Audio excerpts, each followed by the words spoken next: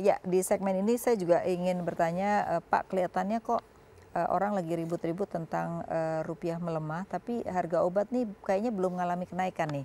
Saya masih melihat harganya belum, orang belum ribut, berarti harganya masih stabil gitu ya. Nah, kondisi ini apakah karena memang apa namanya inventorinya tuh masih cukup sehingga memang namanya pabrik itu selalu menaikkan tuh selalu di awal tahun gitu. Jadi menahan-nahan ataukah memang seperti apa sehingga kalau kita lihat pada akhirnya juga harga obat bakal naik itu tentu saja rupiah udah nggak mungkin lagi 13.000 nih Pak. Kelihatannya 14.800 bakal menjadi titik ininya gitu, titik atas ya. Gimana Pak? Jadi begini. Seperti yang saya kemukakan dari awal tadi, bahwa pasar kita ini sebetulnya terbagi dua, pasar yang reguler, ada yang pasar kena. private, kemudian pasar pemerintah, JKN. Oh, iya. JKN kemudian juga pelayanan kesehatan, ada program-program pemerintah. Nah kemudian yang reguler tadi yang ditanyakan, ini relatif pengaturannya bebas. Artinya apa? Persaingan berdasarkan ekonomi itu berjalan.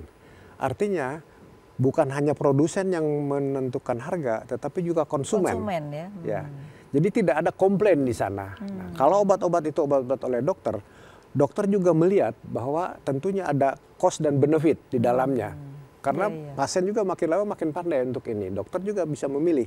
Pilihan itu begitu banyak. Betul, betul. Jadi artinya berlakulah market yang sifatnya bebas. Demand dan supply ya, Ya, berarti demand dan Oke. supply berjalan. Apalagi kalau namanya pasien, apapun kata dokter ya ikut aja, Ya. nggak bisa nawar gitu ya Pak. Ya, artinya mereka sudah tahu dah, itu karena kewenangan profesi ya. Tetapi pasien juga tentunya meyakini betul bahwa dia harus mengikuti apa yang dokter sarankan dengan berbagai macam alasan dari segi saintifiknya. Betul. Nah kemudian yang untuk JKN sebetulnya harga obat sekarang udah sangat murah. Jadi bukan karena sebetulnya bukan karena tapi karena memang pemerintah menggunakan sistem LKPP. Yang kita sangat keberatan itu adalah sudah harganya rendah sekali, pembayarannya panjang sekali. Bayarnya terlambat. Ya, sambil kita tidak tahu kapan ini terjadi pembayaran. Kan ada rencana pengeluaran dana pemerintah kurang lebih 5T. Kami tidak tahu yang 5T ini siapa yang dapat ini, porsi ini. Karena obat ini hanya sebagai co-provider. Providernya adalah fasilitas kesehatan dan Satker, Satuan Kerja Kesehatan. Nah, kami diperlakukan seimbang dengan fasilitas kesehatan supaya langsung obat itu dibayar karena itu lebih sederhana. Beli langsung bayar gitu ya. Iya, artinya berdasarkan mekanisme biasa. Karena kalau terlambat itu kan cost sebenarnya. Ya, kan, cost, cash flow. Ya seperti, ya Ibu tentunya tahu lah, itu kan aliran darah lah. Kalau darahnya nggak ada, ya kolaps lah. Jadi kalau gitu sekarang perusahaan farmasi lebih survive sebenarnya kalau dari pemerintah seperti itu di non pemerintah yang lebih di non pemerintah memang bisa mendukung, tetapi tidak besar lagi sekarang karena BPJS mengcover hampir seluruh penyakit. Betul. Jadi kalau dulu semua orang akan menggunakan uang sendiri, sekarang pakai BPJS ya. Nah oleh karena itu swamedikasi, karena di seluruh dunia juga swamedikasi ini sangat memberikan peluang. Kita kan ada World Self Medication Industry, itu di dunia udah ada. Kemudian Asia Pasifik Self Medication, karena diakui bahwa ini salah satu cara untuk mengurangi beban asuransi kesehatan. Betul. Siapapun yang menyelenggarakan itu memang bagus. Berikan kesempatan. Dan saya juga ingin betul-betul mungkin juga begini, BPJS ini kan problemnya bayarnya itu kan individu. Kenapa sih nggak dimasukin dalam pajak? Sehingga orang yang bayar pajak itu sudah termasuk di dalamnya. Sekarang ini Pak, kalau nggak 6 bulan bayar, dia nggak bisa menggunakan BPJS kan sekarang gitu. Nah padahal orang banyak yang belum bayar BPJS. Ya, jadi ada hal yang memang boleh dikatakan ada bagian BPJS. Artinya dana yang harus disuntikan karena ini ibaratnya kita sudah ada di instalasi gawat darurat, sudah kondisi parah. Kemudian kalau itu sudah keluar dari gawat darurat itu bagaimana? Apakah akan kembali seperti itu lagi? Ini yang kita juga harus melihat. Jadi perlakuan terhadap servis kesehatan ini harus diperlakukan sebagai industri. Iya, setuju. Jadi jangan dianggap karena ini anunya pemerintah tuh seolah-olah jadi bagian dari pemerintah gitu ya Pak ya. Dan rumah sakit pemerintah kan terbatas. Yang banyak justru swasta. Betul. Kita ingin melihat ini tumbuh. Kalau ada industri pariwisata di dalamnya harusnya masuk kesehatan. Semuanya bisa jadi tumbuh segala macam. Betul. Ya, Pak Eko kalau ngelihat tadi apa yang dikatakan Pak Jatun tadi, Jadi kalau hal ini terjadi sebenarnya akibatnya apa? Pelayanan rumah sakit yang sekarang sudah bertambah pun rumah sakitnya, jadi nggak bisa sesuai yang diharapkan masyarakat kan? Karena mereka juga akhirnya, wah nggak dibayar ini, akhirnya dia pelayanan kepada masyarakatnya juga jelek gitu loh. Karena apa? Karena menurut mereka ya saya mendingan yang bayar duluan deh yang saya terima, yang BPJS karena bayarnya lambat jadi masyarakat kena dampaknya gini, gimana? Ya, memang begini terkait pelayanan ya, salah satunya memang pelayanan itu ada kapasitasnya sebetulnya gitu ya.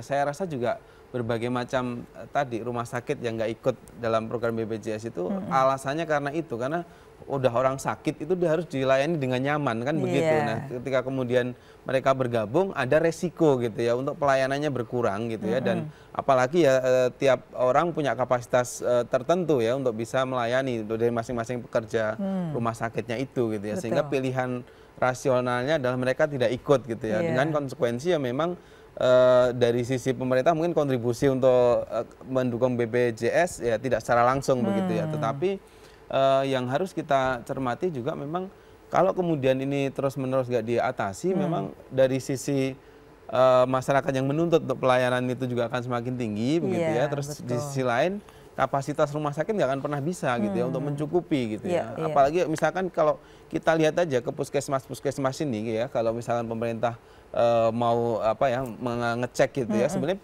puskesmas kita ketika didesain sebelum ada program BPJS ini adalah untuk layanan-layanan biasa saja. Betul. Dan begitu ketika ini BPJS ada antrinya luar biasa. Kadang-kadang yang dia sakit, anaknya tidak sakit, tapi karena nggak ada yang jaga di rumah, anaknya diajak, akhirnya ikutan sakit. Itu kejadian itu yang sering terjadi. Dan bukan hanya itu, menurut saya ada perilaku namanya moral hazard, di mana orang itu memanfaatkan ketika semuanya itu gratis ya kan. Kalau perlu cuma sakit apa, minta apa aja obat yang dilakukan gitu ya.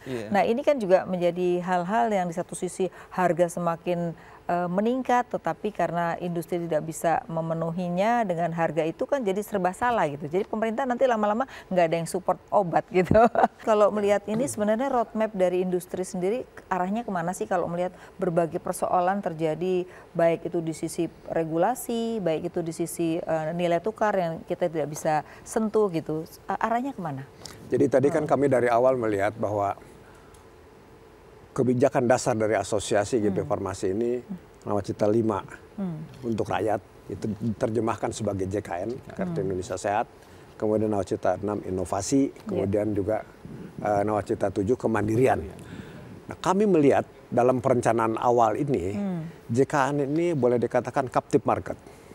Betul. Yang boleh dikatakan tumbuh karena makin banyak peserta. Dan anggaran pemerintah akan bertambah terus. Itu yang pertama. Tentunya kita tidak melihat adanya defisit-defisit dari pelaksana asuransi dari BPJS sendiri. Jadi semua aman. Kedua, kita juga melihat ada stabilitas dalam kaitan dengan nilai tukar. Betul. Kemudian yang berikutnya, karena kita masuk ke dalam industri andalan, maka kita juga dalam kaitan dengan inovasi itu mendapat dukungan. Sebetulnya ada peraturan pemerintah tentang memberikan insentif dalam R&D. Betul, betul. Itu dalam bentuk pajak, pengembalian pajak. Ya kalau Sudah kita lihat negara lain double deducted itu. Betul. You keluarkan 100 dapat 200. Itu yang bisa itu. Tapi kita jangankan itu, kita yang ada aja kita perjuangan masih belum berhasil sampai sekarang. Pada peraturannya itu, ada. Gitu ya. Nah kemudian dalam rangka kemandirian Nawacita 7, kita membuat 4 alur. Pertama, produksi biological vaksin dalamnya, dan kita jalan terus karena ini Bio Farma sudah ya termasuk yang terbesar lah di ASEAN dan beberapa negara Asia lainnya.